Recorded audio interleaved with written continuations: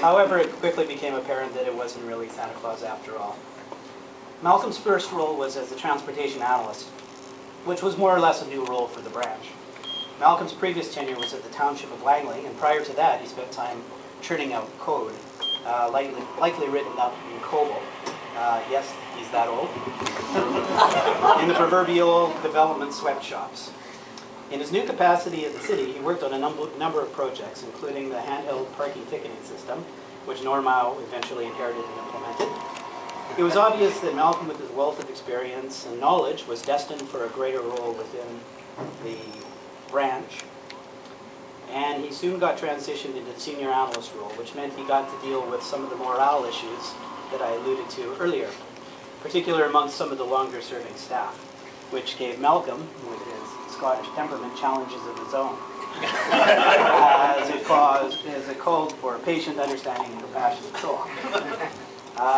There was friction from time to time as the branch tried to struggle forward. We weren't always the big happy family that we are now. I find it strange, actually, to see the relaxed, almost serene-looking individual that's sitting here today. Trust me, it always wasn't that way.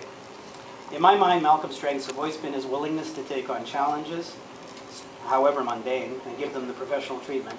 His ability to act strategically and methodically, while paying attention to every detail, assisted in keeping us on course through a number of high-profile projects. I always knew that if I sent Malcolm a document, I needn't bother running it through a grammar check, as it would always be returned to me with all the corrections made. For many years, he served as Information Services main man. Now he's going into retirement to become a main man. I'm sure Malcolm's future, which included many hours will include many hours of broom cutting and confrontations with evil squirrels, but as well many hours of well-earned relaxation and Main Island sunsets. So thanks for the mentoring and advice over all the years, and good luck in your retirement.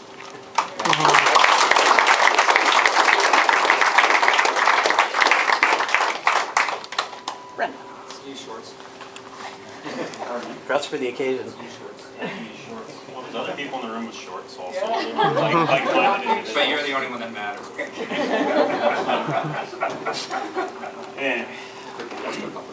Yeah. Well, I'm glad Martin covered most of the history, because I wasn't actually in the branch all that long. I think Malcolm, it must have been, what, 13 years you've been in engineering IS? You were on my interview panel. Yeah. And I think the caliber of the team we have now is in large part due to your leadership and guidance over the years with the branch.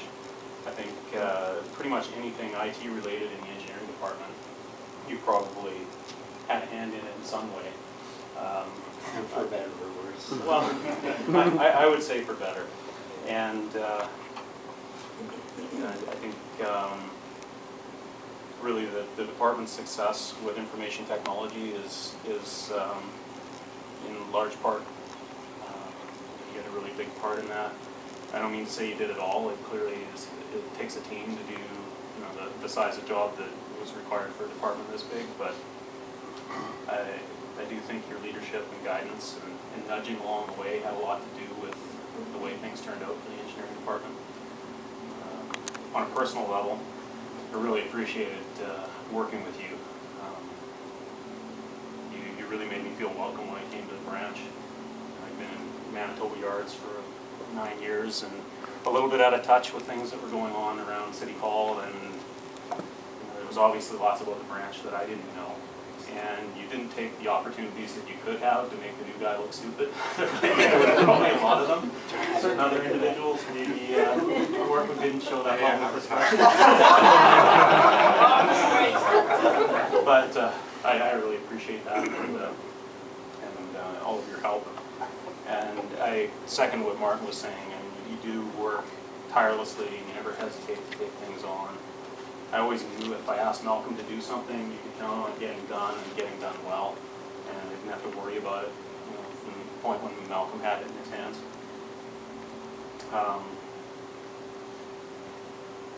For me, one of the most memorable times was a brief period of time shortly after David, Mark, and Richard left, and between the two of us, we were juggling 5 positions. You know, it was pretty frantic there at times. The project was in a very interesting phase, and there was a heck of a lot going on. And those positions were very full positions, and I don't think I could have asked for a better juggling partner. Really, you know, he kept his sense of humor and was cheerful throughout, and it all worked out, and I don't think it could have pulled it off without your help, so thank you very much for that.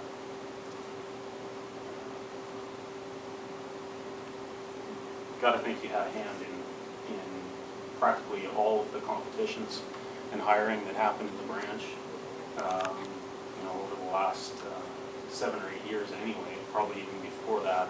Certainly since I've been on board, I've lost track of how many competitions that you've run, let alone participated in panels. So I think again that speaks to the caliber of the team we have here. That, you know, you had a hand in selecting most of the people here, I think.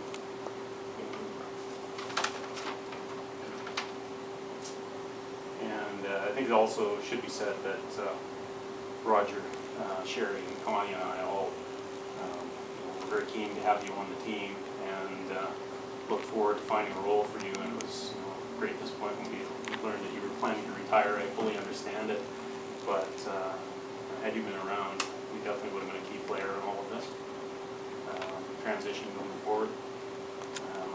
I'll miss, I think, your wisdom and practical approach to solving problems, and the fact that you never lost track of the human factors. You really cared about the people side of the equation. Anyway, best wishes on your house and building your new homestead over on Main Island, and please keep in touch. Definitely want to hear how that all turns out, and hopefully we can have some good stories to tell you about this interesting transition we're all going to be going through in the next little while as well. Thank you very much. Thank you.